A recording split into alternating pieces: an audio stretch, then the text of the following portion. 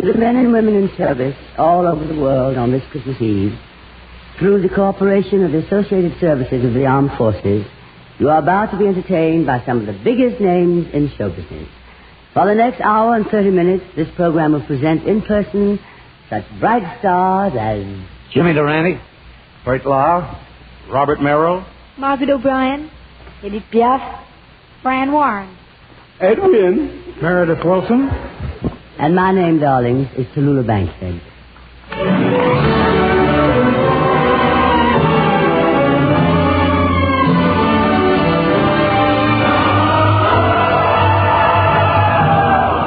The National Broadcasting Company presents The Big Show.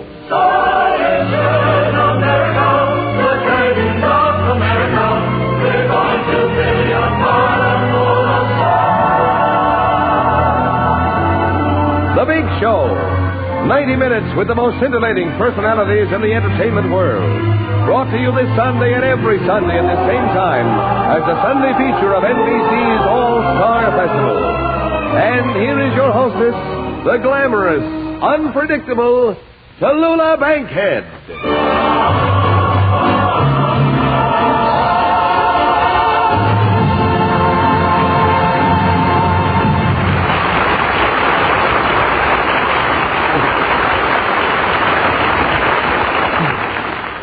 A safe and Merry Christmas, darlings, to all our armed forces, wherever you may be, and you here at home.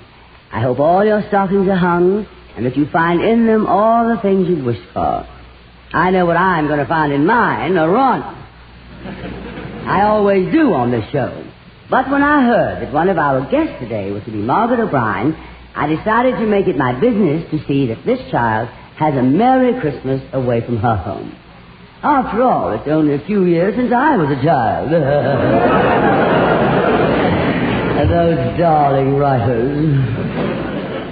They'll stop at nothing for a Christmas present. And that's exactly what they're getting. But to make sure little Margaret has a wonderful Christmas, I invited three of the theater's greatest clowns, Jimmy Durante, Bert Lahr, and Ed Wynn. Hello.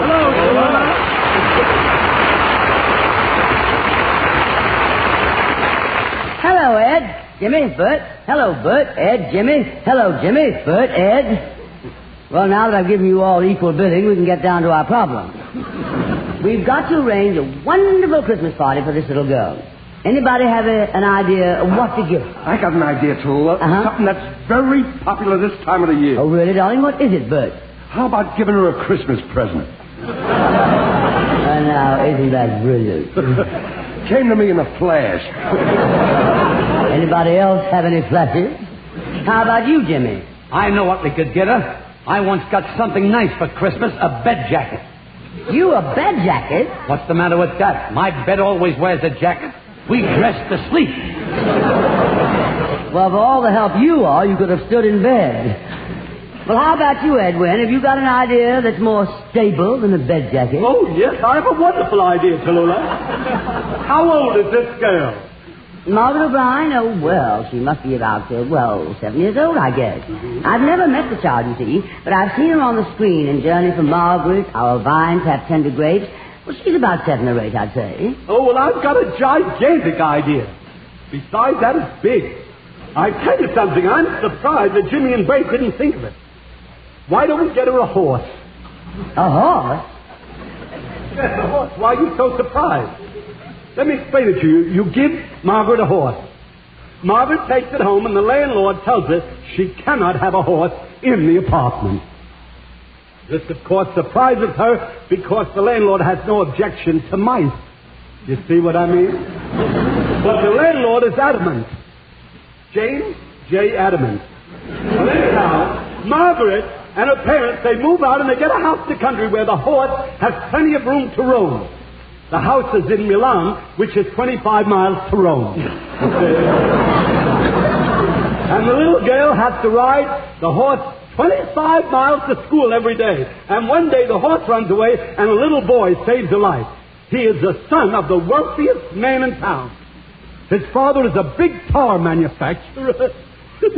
He made his money in the black market, you know. Some of the jokes later on are even worse than that. Anyhow, she and the boy grow up to be childhood sweethearts, you know. And one day the boy brings her a bottle of perfume and proposes to her. She takes the perfume, but she turns it down because she is in love with a fella who runs a poultry market. You see, she prefers feathers to tar. Not awful. Anyhow, she thinks, you know, that her parents will be tickled with a poultry man, but they don't like him. He is taboo. So is the perfume. Anyhow, she marries him, and in a year he loses all his money and he leaves her. And all she has left is the bottle of perfume.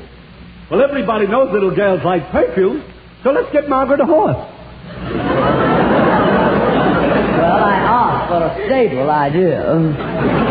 Hey, that's reaching pretty far back for a bottle of perfume.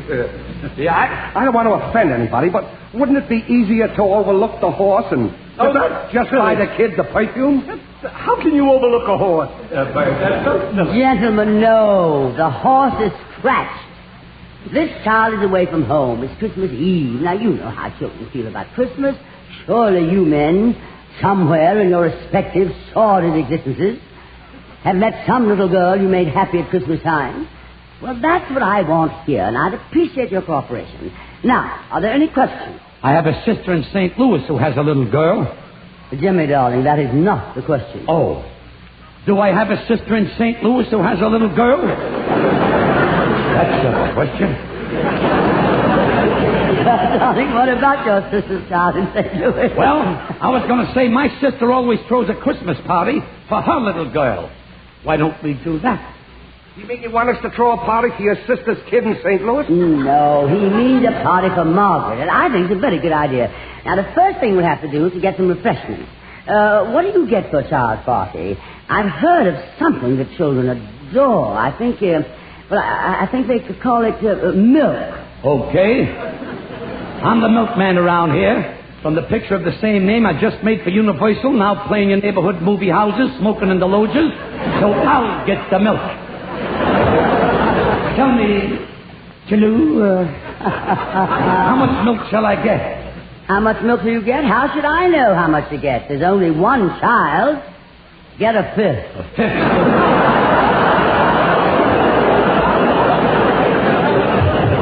That ain't enough milk. I take 4 fingers myself. Well, Bert, what do you think? How much milk will we need? Well, personally, I won't take any. I'm driving. I don't know much about this kid stuff. You see, I didn't have such a happy childhood. Oh. In fact, a very tragic thing happened to me when I was a child. You lived? Yeah, how'd you know? Oh, just a wild guess. What else happened? Well, at Christmas, I never hung my stockings up. You see, I only had one pair.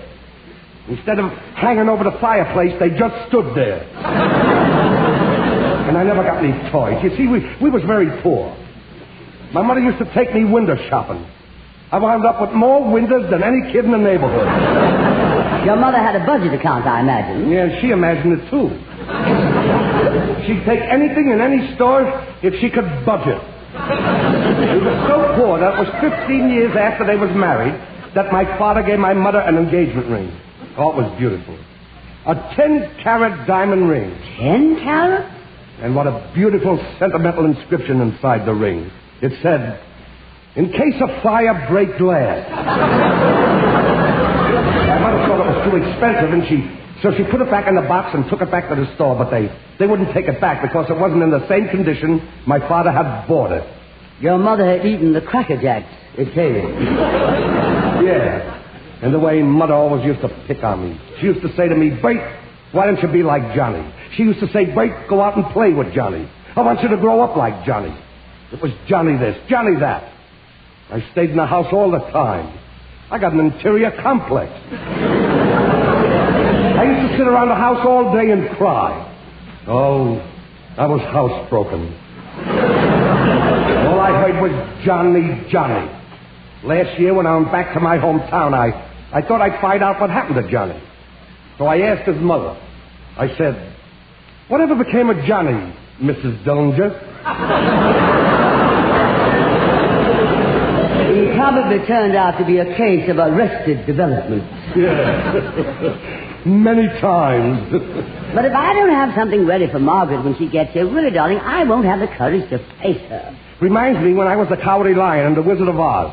I sang a song about courage. It was called If I Was the King of the Forest. Would you like to hear it? What can I do? I'm trapped.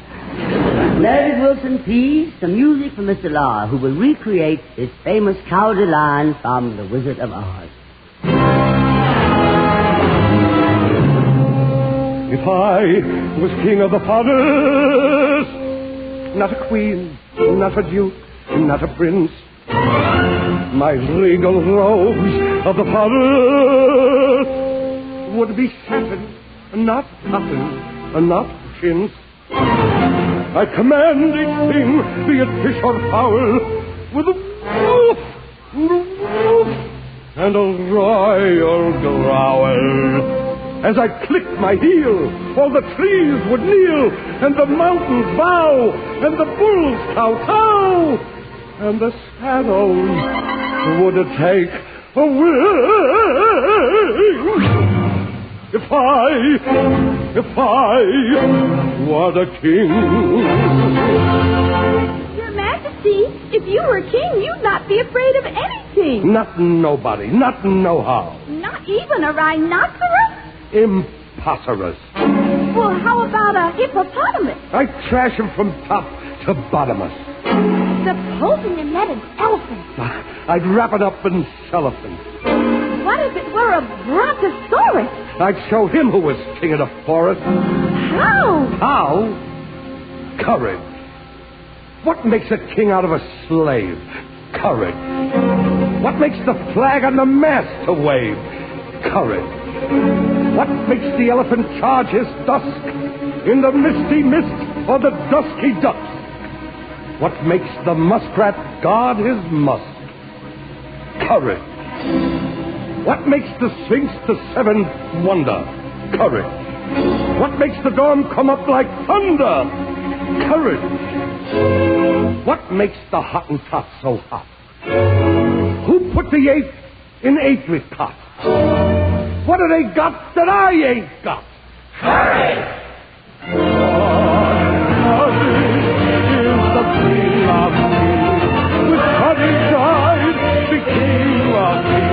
And the whole year round I'd be hailed and crowned by every living thing.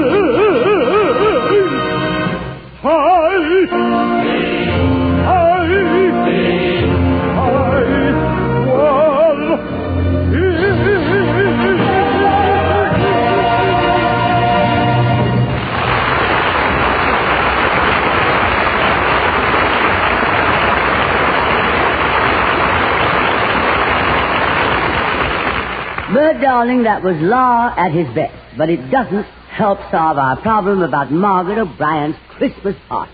Now, it can't be too difficult, darling. It's just that I haven't met any children. Socially, that is. I thought you told me you had a big carriage trade at your theater, Chalou.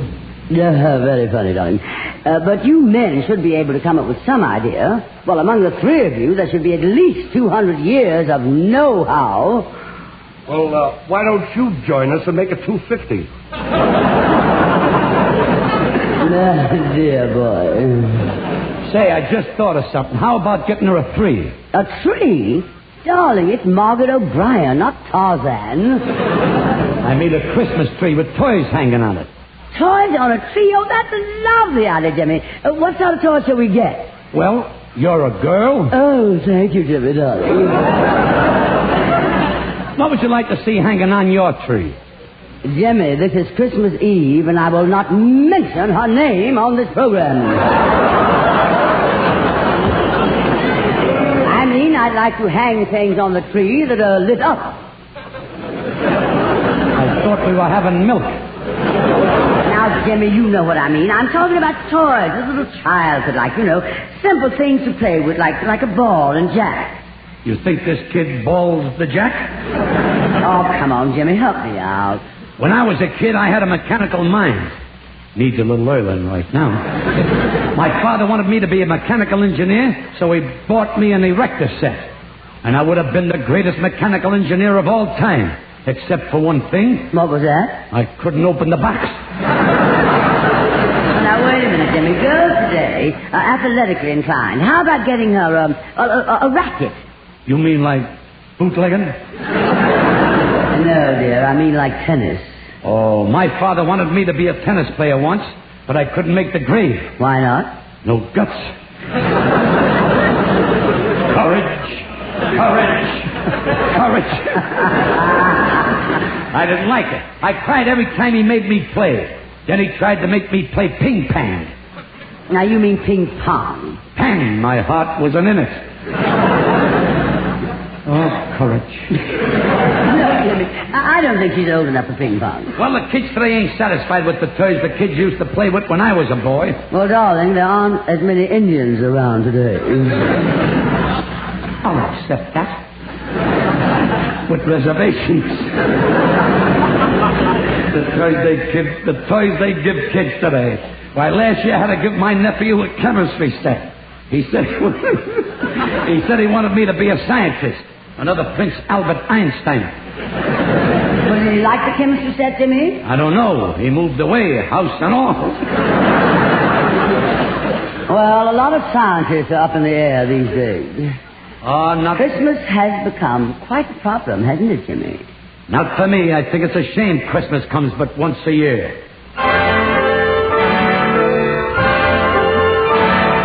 Folks, I got a little wish. Now, folks, I got a little wish. If it only could come true. It's about a holiday that's meant for me and you. Although it has been coming on the same day each year, there should be one more day it could appear. Now, isn't it a shame that Christmas comes but once a year? Wouldn't it be nice if it came around twice, spreading joy and good cheer? Just when everyone forgets goodwill to men, that's the time for jingle bells to chime again.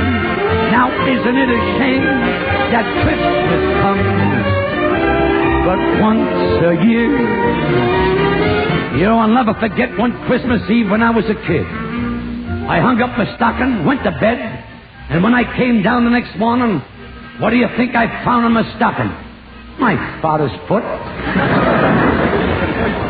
Yeah, my father really stuck by me all through childhood. One time in school, the teacher asked me who signed the Declaration of Independence. I said I didn't. I said I didn't know, teacher. I didn't. Just for that, she made me bring my father to school. He walked in and said, "Teacher, my boy Jimmy is a good boy, and he's an honest boy. And if my boy says he didn't do it, he didn't do it." What a man. My father went to school more when I went to school than when he went to school. But I'll never forget the big turkeys we used to have for Christmas dinner. I always got the dark meat. This year I'm dreaming of a white Christmas. Now, isn't it a shame that Christmas comes but once a year? Wouldn't it be nice if it came around twice, spreading joy and good cheer? Now, just when everyone forgets goodwill to men, that's the time for jingle bells to chime again. Now, isn't it a shame that Christmas comes but once a year?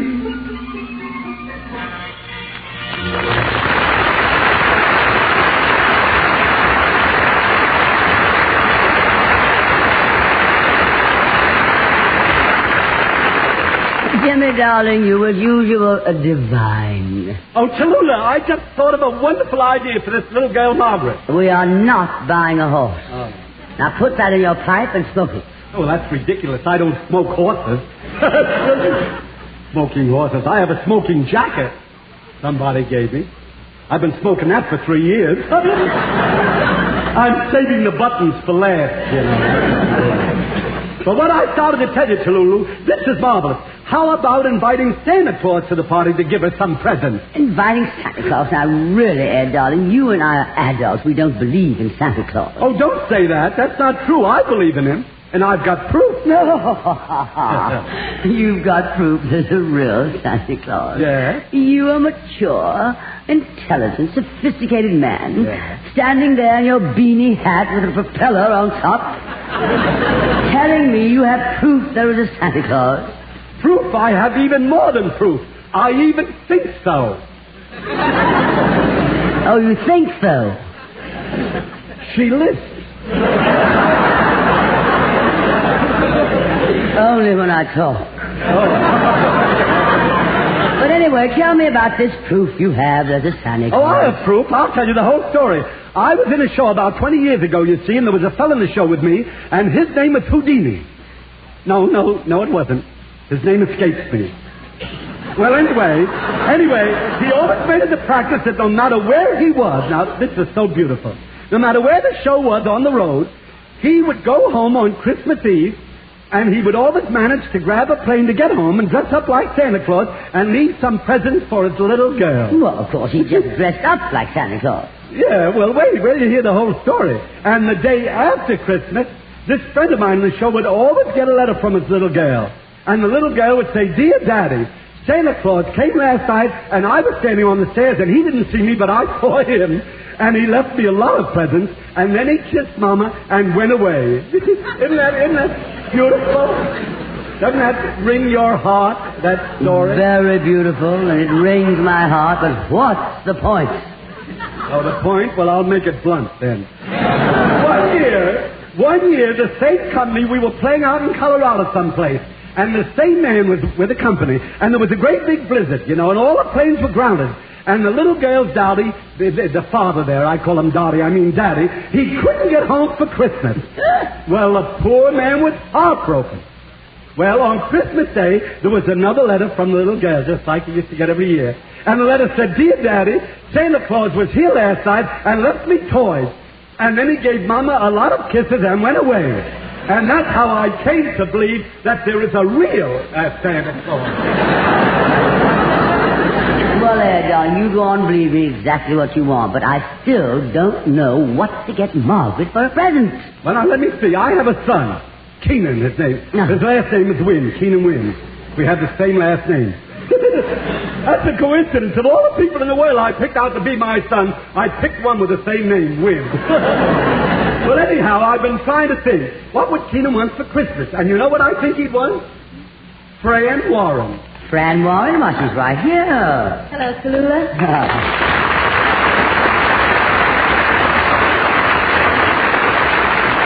Hello, Fran, darling. And you're going to sing Look to the Rainbow, aren't you? That's right. Go ahead, sweet.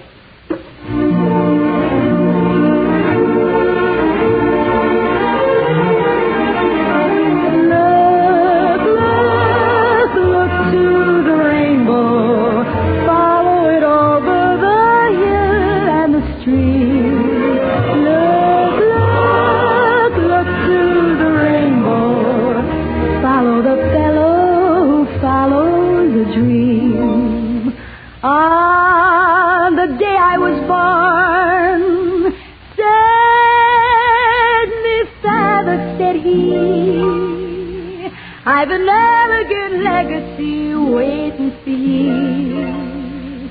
'Tis a rhyme for your lips, a song for your heart, to sing it whenever the world falls apart. Look to the rainbow. Follow it over the hill and the stream.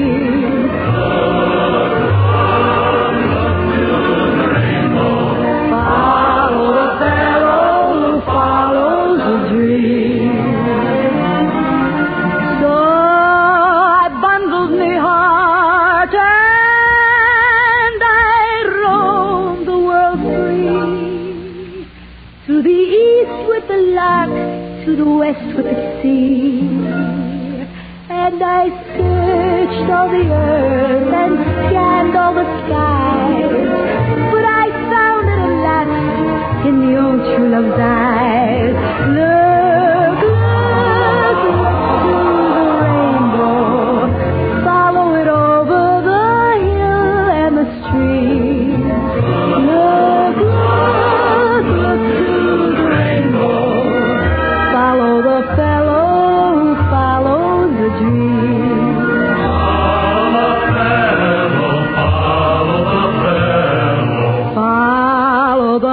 fellow who follows a dream.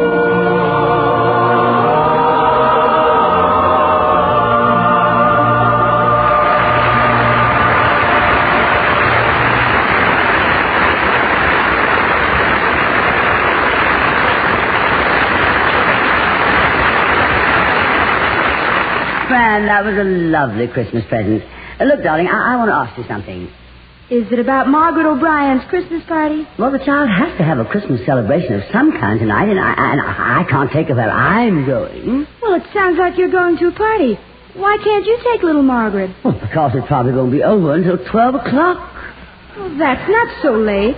Thursday noon. That sounds like quite a party. It always is when I'm there, pet. Yes, I hear you do. Well, personally, I'm just having a little party at home. We have a very small Christmas tree, but one thing I know is going to be on it. A new mink coat. A mink coat? Darling, what kind of a Christmas tree have you got? Oh, the usual kind. A fruit tree. The first week on this show, and already she's telling jokes. Oh, has anybody thought of getting Margaret a doll? A doll, of course. Now, why didn't I think of that? Why couldn't any of you three gentlemen have thought of a doll? I was thinking of a doll. I'm always thinking of a doll. And while you're getting her a doll, why don't you get her one that talks? One that says Mama, Papa. And they're even making dolls now that say yes and no. Dolls that say no, I can get plenty of. Now, look, let me present the doll to Margaret. I'll be Santa Claus's helper with the red nose and the jolly laugh and the red nose with the red suit, and I'll come flying over the rooftops, down the chimney, and give it a doll. Flying over the rooftops? I suppose you'll be using 8 reindeer. No. I can do all my flying on 8 old-fashions. That explains the red nose. But Santa Claus might not be a bad idea at that. I suppose Margaret believes there is one, you think, huh? Doesn't everybody? Oh, now, honestly, but you and Ed acting like a couple of children, Santa Claus, indeed. Tallulah, believe me, there is a Santa Claus. I know. Because a few years ago, I was playing one of Santa's helpers to a cute little girl. Oh, she was a sweet little thing. I walked into the apartment Christmas Eve, all dressed up in my Santa Claus outfit, and started to give her some presents. But she wouldn't take them. She said if I was a real Santa Claus, I'd go up on the roof and come down the chimney. So I did. But she still didn't believe me. No faith? No chimney. And you still believe in Santa Claus? I certainly do, because while I was up on the roof looking for the chimney, that cute little girl's husband come home. Now, if there had been a chimney for me to come down, her husband would have knocked my block off. So don't tell me there ain't no Santa Claus. Now, wait a minute, Bert. Who told you there ain't no Santa Claus? Tallulah, I've been trying to show her there is one. I try to prove it to her, too. She doesn't believe that there is a Santa Claus, Jimmy. Tallulah, you're unbelievable. I do not care to speak about it. Now you're unspeakable. But Jimmy, believe me, the Santa Claus, not you. Especially me. Look at me. Tallulah? Must I? Move back about 4 rows so you can see both sides of his face. Now let me ask you a hypocritical question. Am I handsome? Am I young? Have I got curly locks? Am I well educated? Do my clothes fit? Well, for me, Have there's I only got one Santa Claus, NBC, Nicholas B. Claus. And this, darlings, is NBC, the National Broadcasting Company.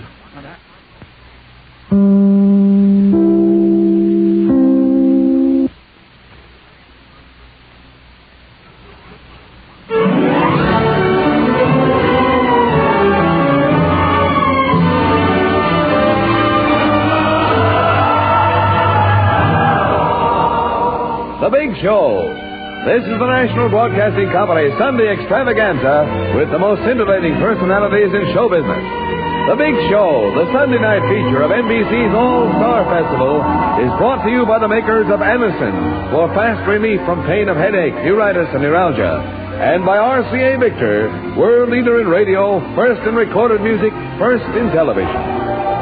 The big stars in this program are Jimmy Durante, Bert Lahr, Robert Merrill, Margaret O'Brien, Edith Piaf, Brad Warren, Ed Wynn, Meredith Wilson and his Big Show Orchestra and Chorus, and every week your hostess, the glamorous, unpredictable Tallulah Bankhead.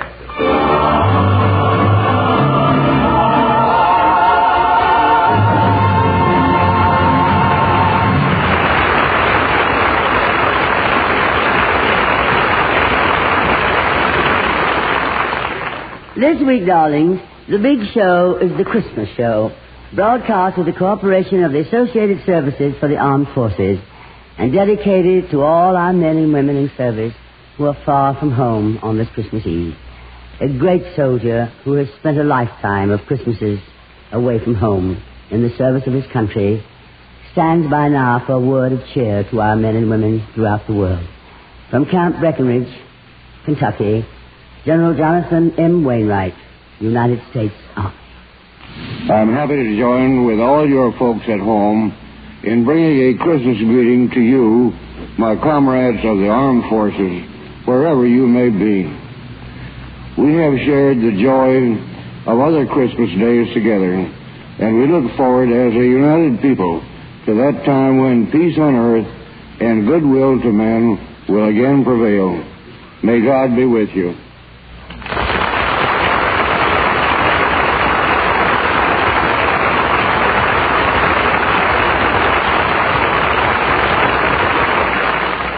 Yes, darlings, it is with a mixture of pride and humility that we accept the responsibility of sending to our boys and girls away from their loved ones on Christmas Eve this Christmas package of entertainment, wrapped with loving care and sealed with a Christmas kiss. And also, far from home this Christmas Eve is one of our guest stars, little Margaret O'Brien. And to make her Christmas a merry one, we arranged to have our three comedy stars, Jimmy Durante, Bert Lahr, and Ed Wynn, play Santa Claus for her. Now, do you understand our complex little plot, darling? But while they're getting ready, I'm left here at this rather advanced stage in my career, babysitting. Oh, by the way, darlings, I'm available for the same job to anyone listening. And at the same price, I may add. I only hope this precocious little movie star doesn't turn out to be the obnoxious brat that most of them are. Good evening, Miss Bankhead. Ah, Margaret O'Brien.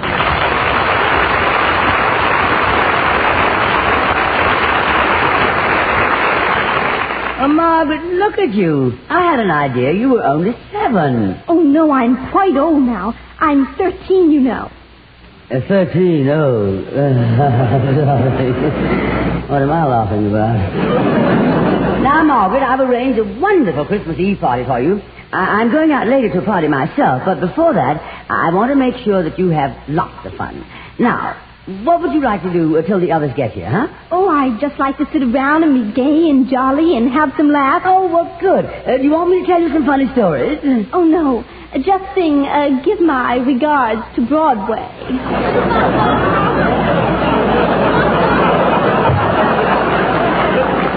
This child is older than 13. Miss Bankhead, you don't seem to understand very much about 13-year-old children. Darling, when I was born, I was 13 years old. How old are you now, Miss Bankhead? Oh, well, I wonder if this is safe. How old do you think I am? Well, of course you must allow for the lighting here, Margaret. Well, I think... And I've had a tiring rehearsal all day. Well, And I'm still in shock over Happy Chandler's being fired. Well, just don't stand there staring at me with those beautiful big bright eyes and that gorgeous complexion and that silken hair. Say it. How old do you think I am? Well, I think you're quite old. Margaret. You must be at least 25. Thank you. Why are you crying? Oh, nothing, darling. I'm just so happy. Obviously, child, you know nothing about a woman's age. Obviously, Miss Bankhead. I wanted to be invited back on this show. I keep running second to this child all the time. Well, Margaret, I'm neglecting my duty as babysitter. Come over here, child. Can you walk by yourself? Of course. Can you, Miss Bankhead?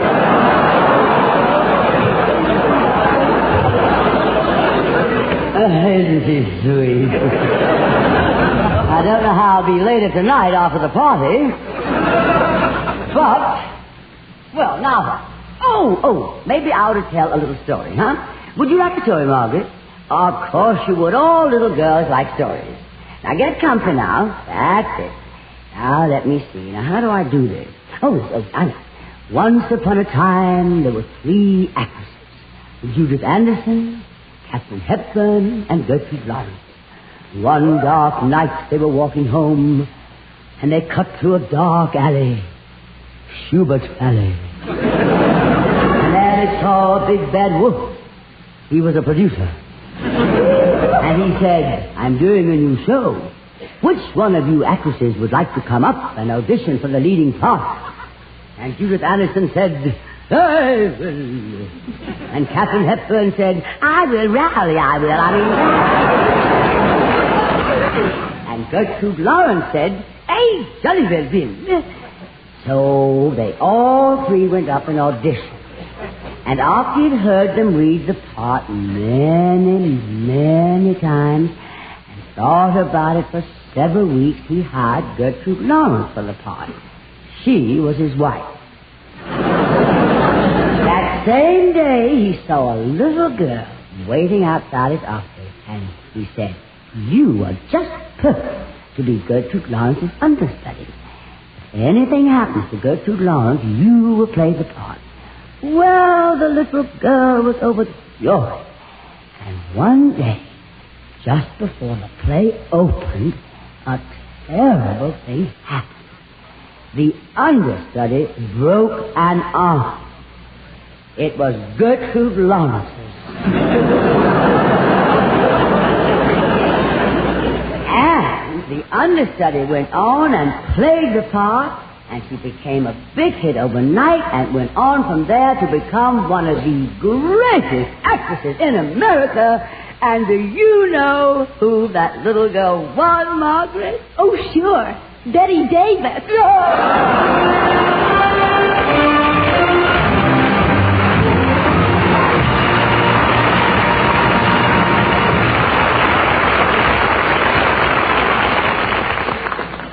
If you suffer from pains of headache, neuritis, or neuralgia, you should discover what many thousands have known for years, that Anacin brings incredibly fast, effective relief. Anacin is like a doctor's prescription.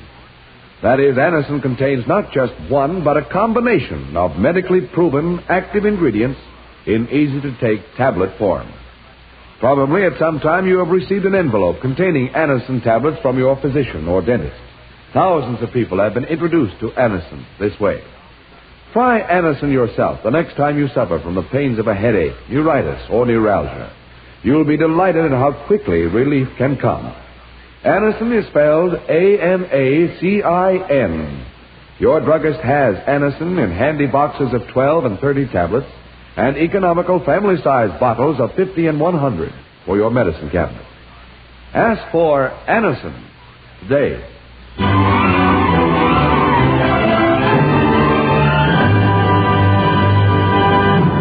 Meredith, you haven't done anything to get this party rolling. Come here, Meredith. I want you to meet Margaret O'Brien. This is Meredith Wilson, darling.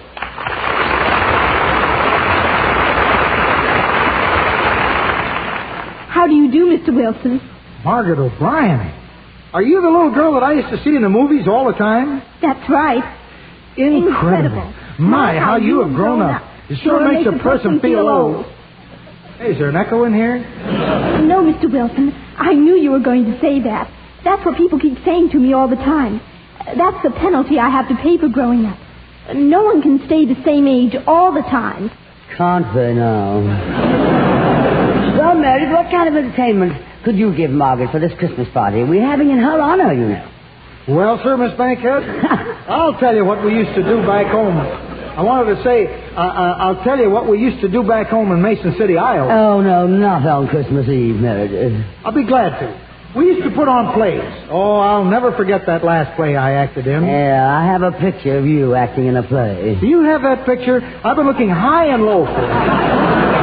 Meredith, please, could we for 1 week dispense with that nostalgic drivel about your adolescence? But this is very interesting drivel. You see, this play was about this doctor who was in love with this woman, and she was married. And her husband got sick, and the doctor had to operate on him. And the big scene was where the doctor had to make up his mind whether to save the husband and lose the woman he loves, or operate without washing his hands and get the woman he loves. Now, before he can make up his mind, the butler comes in and says, "Your car is waiting to take you to the hospital." Boy, I want to tell you, that was really dramatical, how he walked off the stage, right through the fireplace. Fireplace? The door was stuck. And you walked through the fireplace? Oh, not me. I was the butler. What a hit I was, dressed in my T-shirt and shorts. You played a butler dressed in T-shirt and shorts? Well, it was a combination play and basketball game. I played center. And now you're playing the center theater. Meredith, darling, could you possibly play some Christmas music for our little mob? I'd be glad to. We have a number prepared here called Jing-a-Ling. Okay, Meredith Wilson and the orchestra and chorus in the gayest of the new Christmas songs, complete with snowflakes, sleigh bells, and Yule logs, Jing-a-Ling.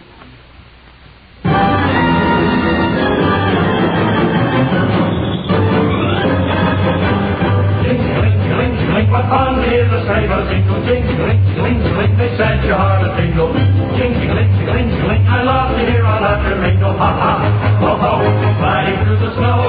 Jingle, jingle, jingle, the bells and at the snowflake dancing. Jingle, jingle, jingle, goes on the beat of dancing.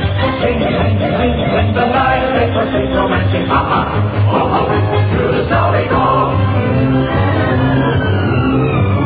Through a winter fairyland we go a gliding. A cotton candy like a frozen jar. That's the way the sleigh is drifting and the sliding. It's sliding even closer in my arms. Can't you hear the sleigh bells dancing while we're single? As we ride across the snowy hills and dale. And we're happy cause the sleigh bells seem to jingle in the winter fairyland like wedding bells. What fun to hear the sleigh bells jingle, they set your heart a tingle. I love to hear all that ringle. Ha ha ha ha, oh oh, riding through the snow. The bells got the snowflake dancing. Goes on the beat of dancing. The night is so sweet, romantic. Ha ha, oh oh, through the snowy goes.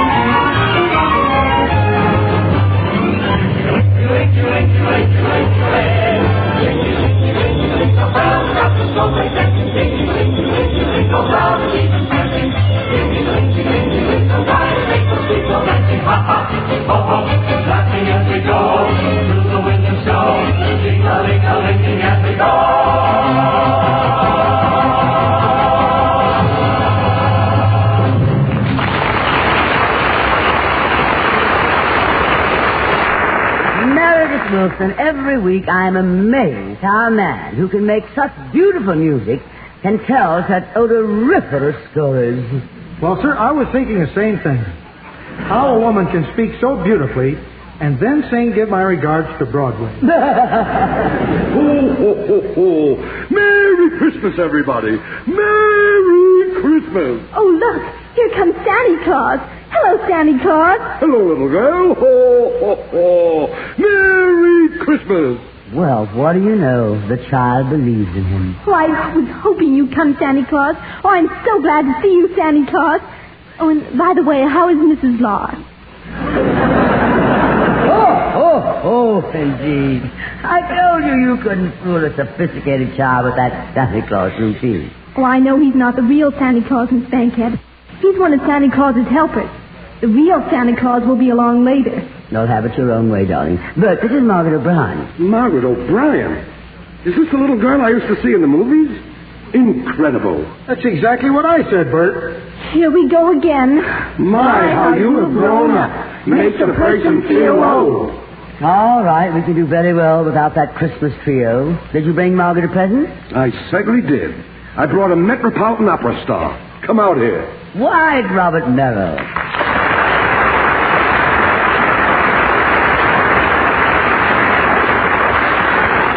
Well, Bob, this is a Christmas present. How are you, Bob, darling? How are you, Bob? Bob, I'm speaking to you. How are you, Bob? Oh, I'm sorry. I'm a Christmas present, and I can't open my mouth till Christmas. You're a present for Margaret. Oh, yes, I want you to meet her. Bob, this is Margaret O'Brien. How do you do? Margaret O'Brien? You're the Margaret O'Brien I saw in the movies as a little girl? That's right. But I didn't know you were ever a little girl. No, I mean when you were a little girl. So you're that little girl. Incredible. Well, here it comes. My, how you have grown up. Makes a person feel old. Well, before we get too old, how about singing for Margaret, Bob? I'd be glad to. Ladies and gentlemen, Robert Merrill sings one of the great Christmas songs of all time, Cantique de Noël.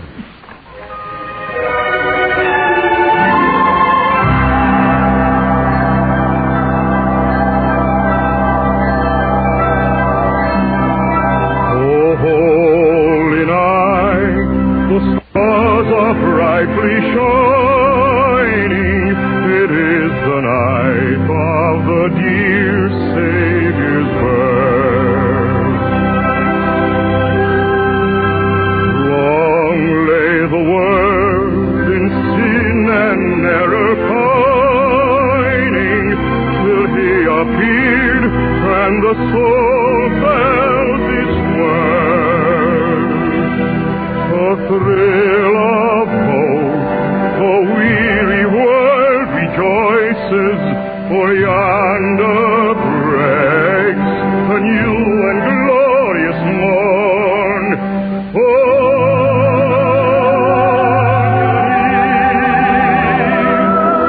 hear the angel voices, the night divine, the night when Christ was born, the night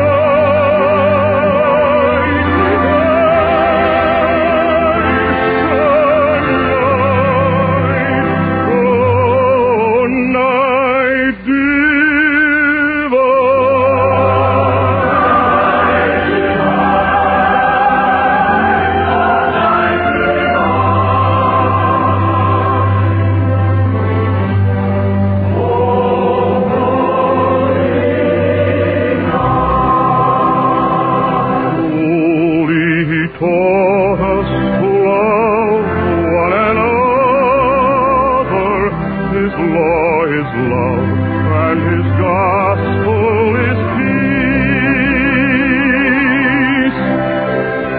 Chains shall he break, for the slave is our brother, and in his name more oppression shall cease.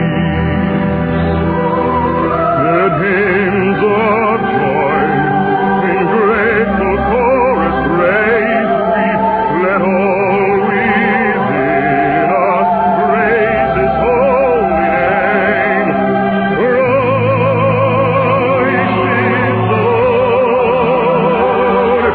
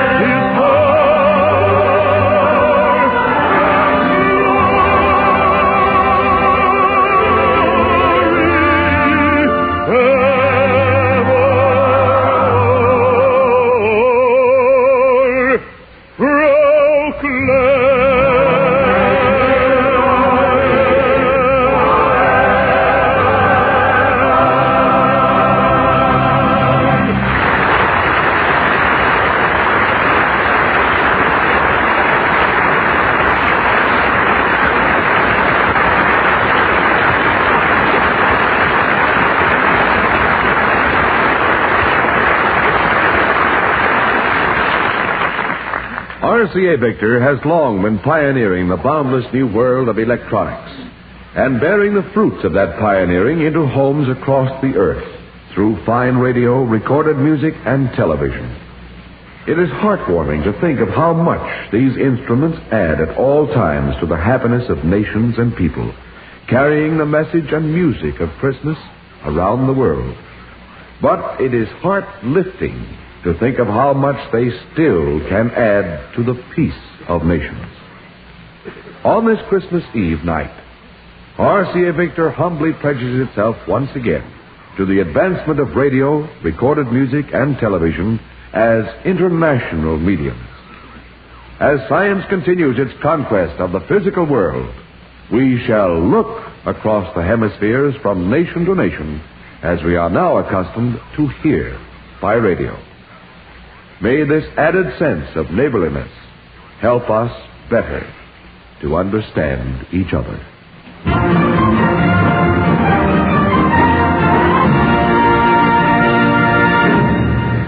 Ho, ho, ho. Merry Christmas, everybody. And to you, too. Chiloo?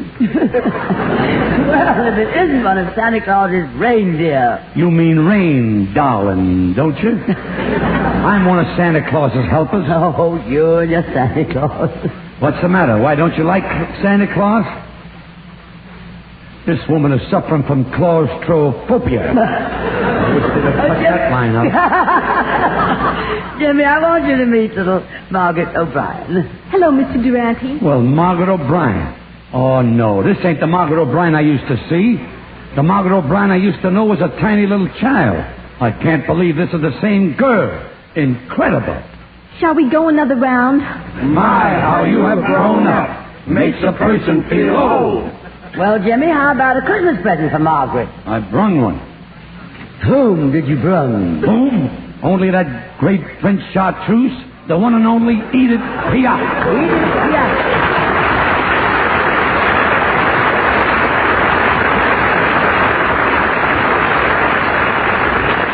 Edith, darling, this is divine. Having you on our show, one of the greatest singers that France has ever sent us. Oh, merci. I would adore having you sing for me right now. Oh, merci. And when you finished, if you like, I will sing for you. Oh, have mercy.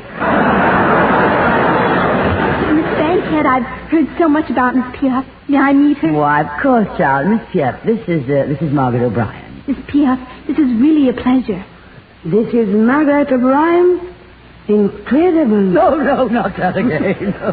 1, 2, 3, go. My, how you have grown up. Make a person feel old. I wonder if that'll ever replace Fred Waring.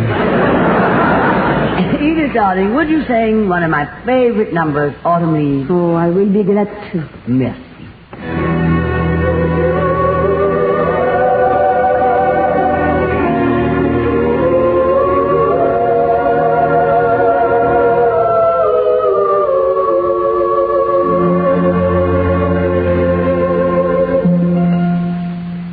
The falling leaves drift by the window, the autumn leaves of red and gold. I see your lips, the summer kisses, the sunburned hand I used to hold. Since you went away, the days go on, and soon I'll hear old winter song. But I miss you most of all, my darling, when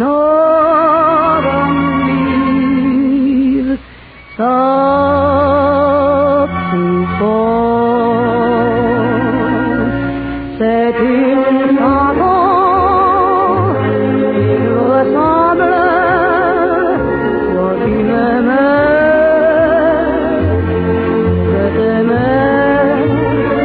une vie autour.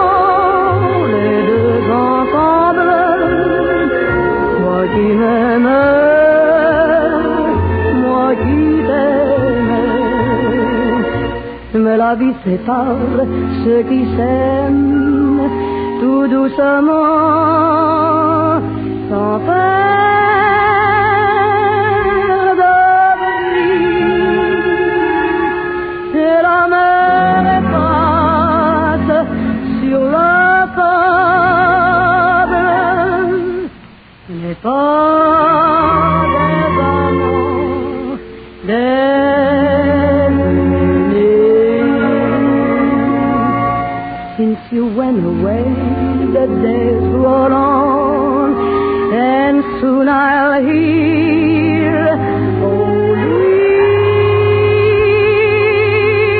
the song. But I miss you most of all, my darling, when start to fall.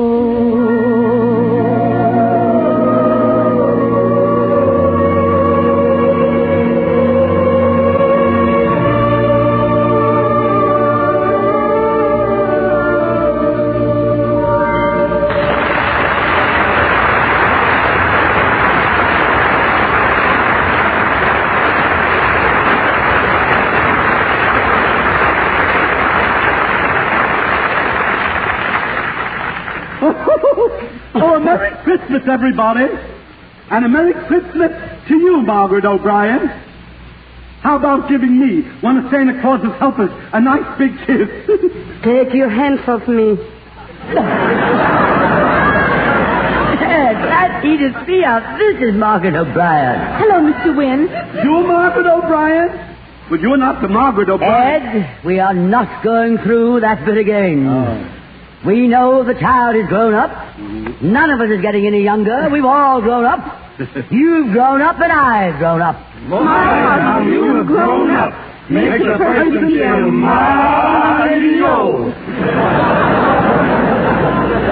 They're sweet. Now, Ed, what present did you bring Margaret? Oh, the best of all, really, Tallulah. I brought her a wonderful it's an opera. Oh. What a wonderful story. It's the story of Now, just a minute now, Ed, before you tell your story. Ed Hurley has a story to tell, Ed.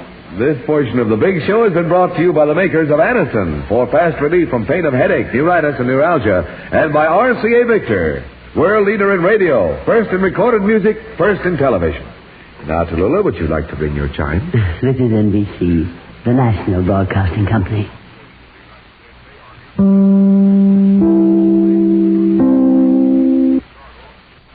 This is the big show. And Tallulah Bankhead is giving a Christmas party for little Margaret O'Brien. Well, Margaret, my pet, are you having fun at your party, enjoying yourself? Oh, it's wonderful, Miss Bankhead. I bet there isn't another 14-year-old girl in the world as happy as I am. 14? I thought you said you were 13. It's such a long show. Well, Ed, how about that opera? Are you ready to tell the story? Oh, yes, I'm ready. I'm more than ready. Have you got anybody to sing the opera so that I can explain the story? We most certainly have somebody. Yes. Robert Merrill will sing it. Oh. Won't you, Bob, darling? Sure. I'll sing Largo al Factotum from the Barber of Seville. Oh, that's a lovely opera. But I'm going to tell the story of Carmen tonight, you know. I'm sorry, I'm singing Figaro. Well, I'm sorry you're singing Figaro, too. Because I'm going to explain the opera Carmen. And if you're going to sing that long-haired stuff from the Barber of Seville, it just won't fit, that's all. That's all. I'm an expert on Carmen, you know, an authority. I know things about Carmen that Carmen herself don't even suspect. But, Ed, you explained Carmen the last time you were on the show. Oh, well, that was only the 2 acts of the opera, Tallulah. But tonight, for the first time in the history of the world, I'm going to tell what happened to Carmen during intermission. I'm going to sing Figaro. If I don't sing Figaro, I won't do anything. And you want to hear me sing, don't you? No, not necessarily. I'm singing Figaro, and you explain the story of Figaro. Oh, all right. Just to stop the argument, I'll explain Figaro. But you're going to find out it's going to sound just like Carmen. That's...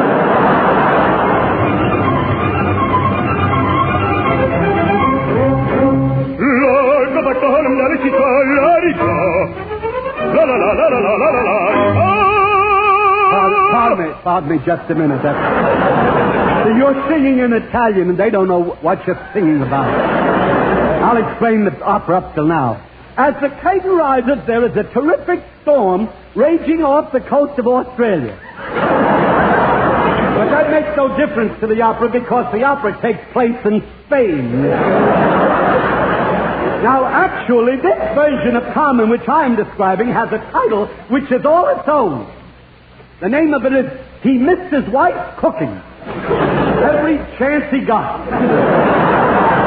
Now, I'll explain what he's been singing. We first see Carmen seated in her living room. She has just come up from the wine cellar of her home where she stumbled over something 65 years old. It was her father.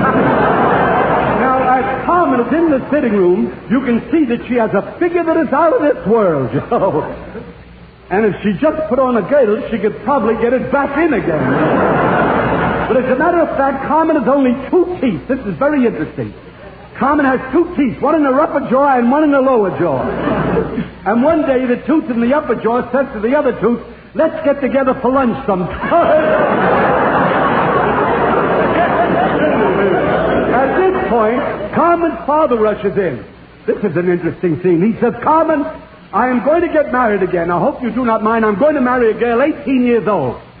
Carmen says, Father, you can't do that. You are 65 years of age. If you marry a girl 18 years of age, 10 years from now you'll be 75, and she'll be only 28. Have you thought of that? The old man said, yes, I thought of that, but why should that stop me, he said. He said, when that time comes, I'll go out and find myself another 18-year-old girl. All right, if you'll continue now with the opera.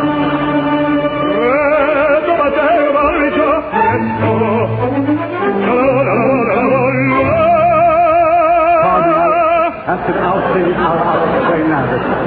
It's unfortunate that it's always on a high note, but Anyhow, in the opera, we now find that Don Jose has come to see Carmen. Don Jose's a lovely fella. He comes from a fastidious family. His father is fast and his mother is hideous. Anyhow, Don Jose is wearing a suit out of awning material. There is a freeze on goods, you know. Now, he has this suit made of awning material, the same material that people used to make awnings with. The suit is all right. The only trouble is that when the sun goes down, the pants roll up. Now, Don Jose says to Carmen, he says, sweetheart, now that we are engaged to be married, let us elope tonight. I'll bring a net, and you can jump to it from your window. And Carmen says, but I live on the 10th floor. Suppose I miss the net.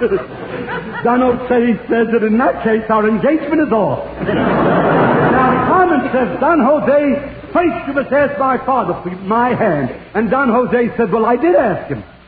I asked him, and when I told him that I wanted to marry you, he asked me if I had enough money to support you, and when I said yes, he tried to interest me in another proposition. Would you sing that part of the opera, please?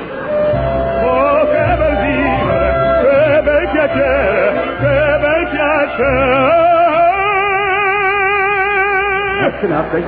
The audience can't carry all those words, you see. Now, this is where the plot thickens, folks. It doesn't exactly thicken, it just gets a little lumpy. And I'll tell you why. A new character enters the opera. His name is Escamillo. And now Escamillo proposes to Carmen, and she accepts him. She doesn't want to marry the man for his money, but she can't think of any other way to get it, you know. And now comes one of the most romantic scenes ever to be witnessed on any stage. Escamillo kisses Carmen on her left cheek, then he kisses her on the right cheek, and then he kisses her on the forehead. Carmen says, keep scouting around, you're bound to find it. Wait a minute, there's something horrible. And now the scene changes. It is Christmas Eve, and Carmen cooks Escamillo a turkey dinner. She says, think of it, dear. When Noah was on the ark, there were only 2 turkeys in the whole world. Escamillo starts eating his turkey, and he says, I wonder what happened to the other one. Escamillo asks for some marmalade. And when Carmen tells him that they don't have any, Escamillo gets angry and he screams, what kind of a house is this? And Carmen says, stucco. Per un barbiere di qualità. tutti mi chiedono, tutti mi vogliono. Buongiorno ragazzi, vecchie fanciulle, quale parrucca, presto la barba, quale sanguigna, presto via, tutti mi chiedono, tutti mi vogliono, tutti mi chiedono, tutti mi vogliono, quale parrucca, presto la barba, presto via. Figaro, Figaro, Figaro, Figaro, Figaro, Figaro, Figaro, Figaro, Figaro, Figaro.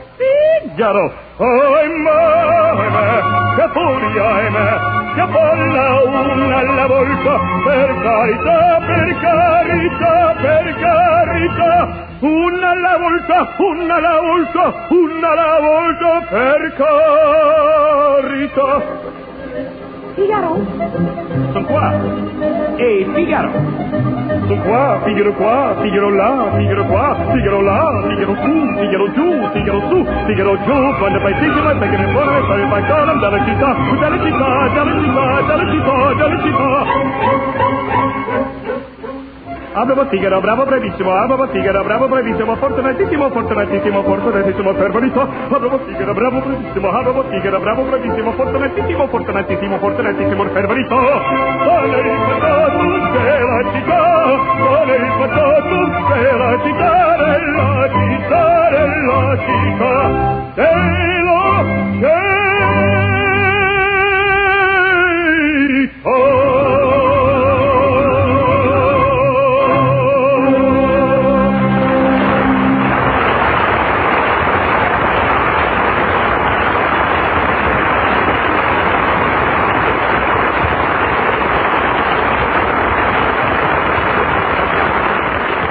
Ladies and gentlemen, that was the finale of the opera, which I would like to explain. At this point in the opera, we see Carmen's brother. His name is Ralph. He is running to the house. Ralph, as it happens in the play, is really a lion tamer in the circus. And every day he puts his head right in the lion's mouth. But today, just as he was going to put his head in the mouth, he yawned. And the lion looked at him. And the lion said, "Just a minute, who does what to who?" I thought that was good. Anyhow, Ralph knocks on the door of Carmen's house. And Carmen yells, "Who is it?" He says, "It's Ralph." She says, "Who?" He says, "Ralph, Ralph, Ralph." She says, "I can't hear a thing. There's a dog barking outside." Then comes the famous wedding scene, ladies and gentlemen. Here my mood changes. This is wonderful.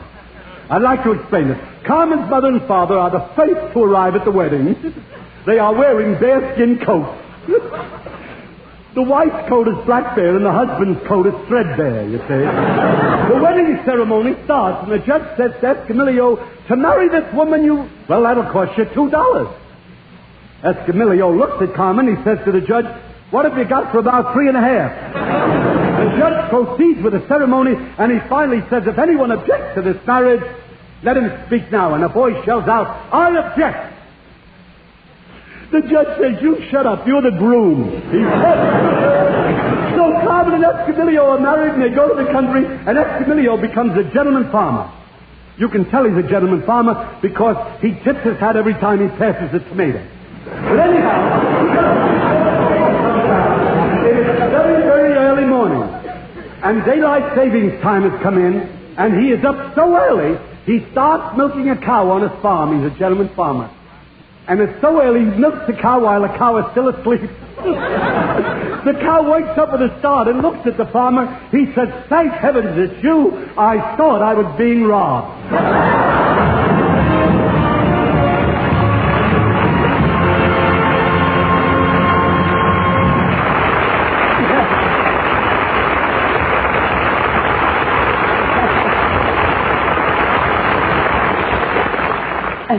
My darling, that was a wonderful present, now wasn't it, Margaret? Oh, I enjoyed that immensely.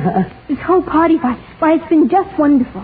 And I want to thank Santa Claus for having made it possible. Oh, now, darling Margaret, you're 13 years old. Surely you're old enough to give up this Santa Claus legend. Oh, no. Santa Claus isn't a legend. He's real. Now, look, child, maybe I'd better straighten you out, huh? Miss Bankhead, maybe I'd better straighten you out. There was once a little girl who didn't know whether to believe in Santa Claus or not. And she wrote a letter about it to the old New York Sun. The letter said, "Dear editor, I'm 8 years old. Some of my little friends say there is no Santa Claus. Papa says if you see it in the sun, it's so. Please tell me the truth. Is there a Santa Claus? It was signed Virginia O'Hanlon. And here is the answer they printed. Yes, Virginia, there is a Santa Claus.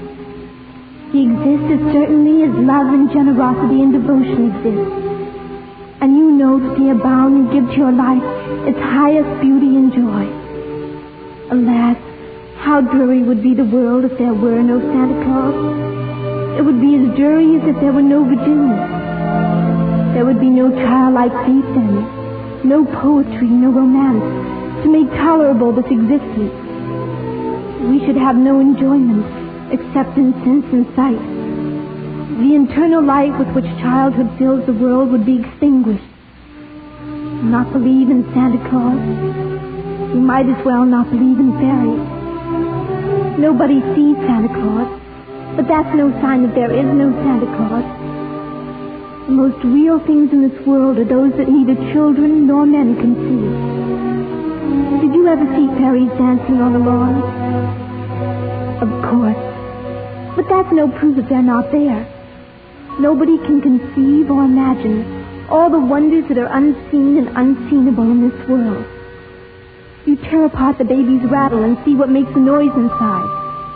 But there's a veil covering the unseen world, which not the strongest man or even the united strength of all the strongest men that ever lived could tear apart.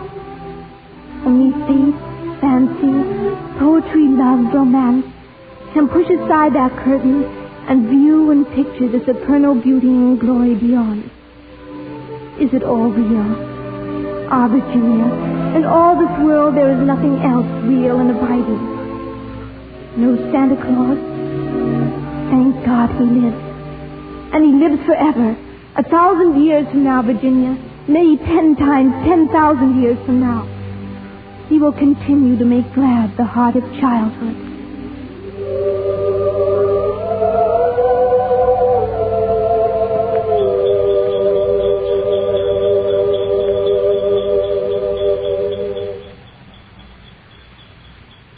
Margaret, child, that was beautiful. How could I possibly have grown so far away from that simple, wondrous belief that there is a Santa Claus? I thought I was giving you a Christmas you would remember. Instead, you've brought back something I should never have forgotten. All of a sudden, I remember how we sat around our fireside at home and sang the joyous Christmas carols, so symbolic of this happy, happy season. Wouldn't it be wonderful, Miss Bankhead, if we could sing them now? Oh, I wish we could. And why can't we? My precious child. Of course there'll be carols. We have the singers, Fran Warren, Edith Piaf, Robert Merrill. We have Mary Wilson and the orchestra and chorus. And now we have certainly found the spirit. Christ.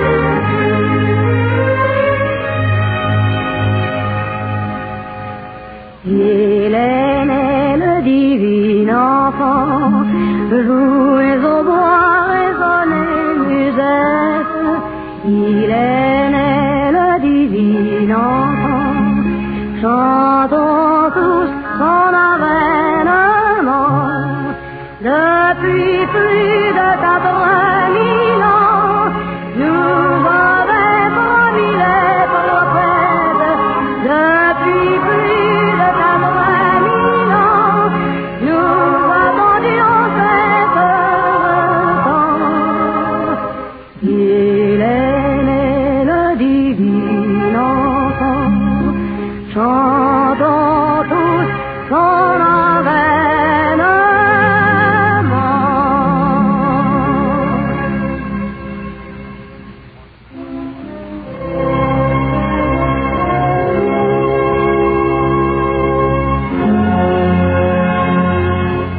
God rest ye merry gentlemen,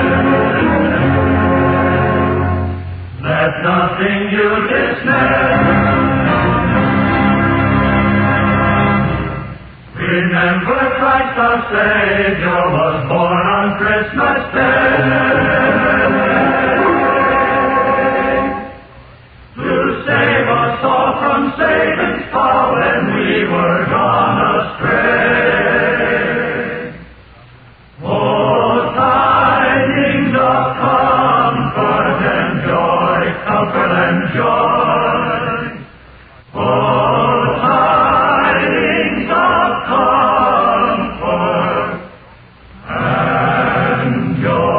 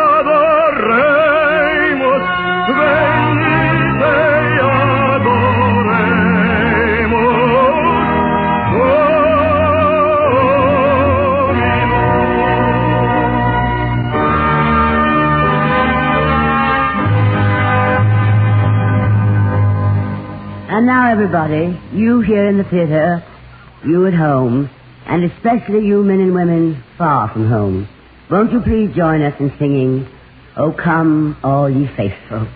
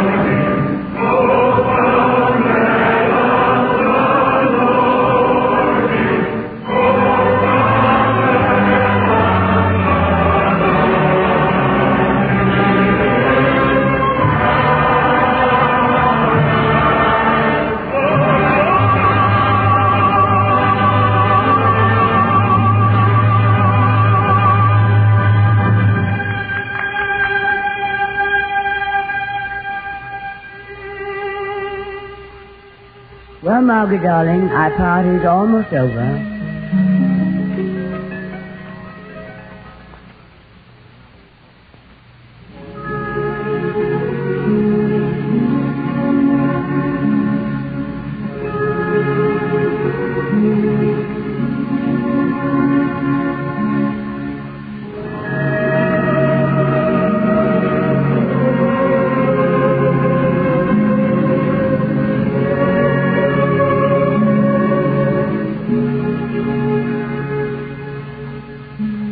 Our friends, dear friends, as years go on and heads get gray, how fast the guests will go. Touch hands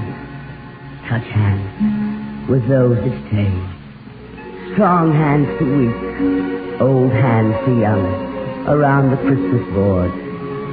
Touch hands. The false forget, the foe forgive. For every guest will go, and every fire burn low, and cabin empty stand. Forget, forgive. For who may say that Christmas Day may ever come to host our guest the King? Touch hands.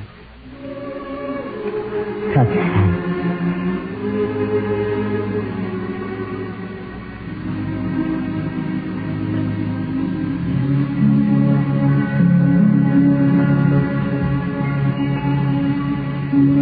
Well, darlings, this has been our Christmas show, dedicated to our loved ones in the service of our country all over the world. God bless you, and God speed your journey home. Next Sunday we'll celebrate New Year's Eve, when our stars will be Vivian Blaine, Jose Ferrer, Sam Levine, Ken Murray, Margaret O'Brien, Gloria Swanson, Fran Warren, and others, and as usual, Meredith Wilson and the Big Show Orchestra and Chorus. And until then, may the good Lord bless and keep you, whether near or far away. Fran. May you find that long-awaited golden day today. Bert. May your troubles all be small ones, and your fortune 10 times 10. Jimmy, May the good Lord bless and keep you till we meet again. Meredith. May you walk with sunlight shining and a bluebird in every tree. Ed. May there be a silver lining back of every cloud you see. Margaret. Fill your dreams with sweet tomorrows. Never mind what might have been. Edith. May the good Lord bless and keep you till we meet again. Robert. May you walk with sunlight shining and a bluebird in every tree. May there be a silver lining back of every cloud you see. May your dreams with sweet tomorrow. Never mind what might have been. Good Lord bless and keep you until we meet again.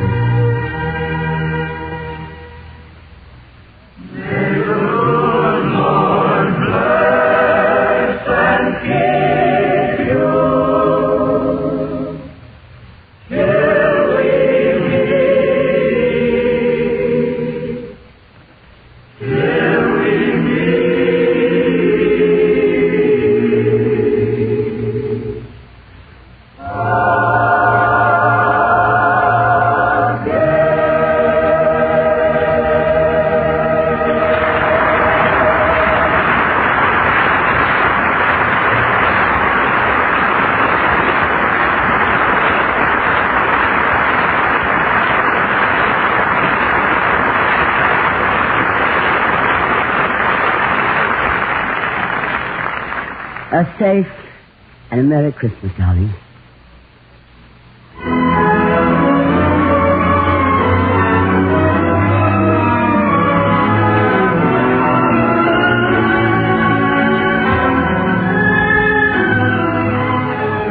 Listen to The Big Show next Sunday, when we will have with us Vivian Blaine, Jose Ferrer, Sam Levine, Ken Murray, Margaret O'Brien, Gloria Swanson, Fran Warren, and others, Meredith Wilson and the Big Show Orchestra and Chorus, and of course your hostess, the glamorous, unpredictable Tallulah Bankhead.